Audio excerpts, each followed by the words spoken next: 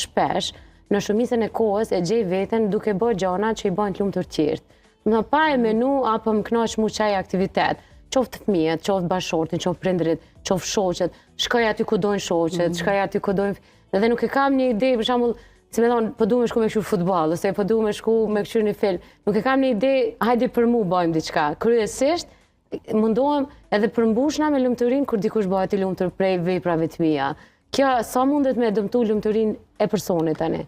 Tash Sara ka të bëj pak edhe me personalitetin. Po. Për shembull, ti mundesh me qenë një person që merr të dhon. E vërtetë shumë. Do thënë, për ty është kënaqësi kur ti bën diçka, nëse ty të përmbush se bën diçka pa e sakrifikuar diçka tonë. Do thënë, ose je person që përshtatesh lehtë dhe kjo nuk ta prish ty lumturinë. Jemi një grup shoqësh edhe po bisedojmë ku me shku. Për ty është në rregull kudo që zgjedhem.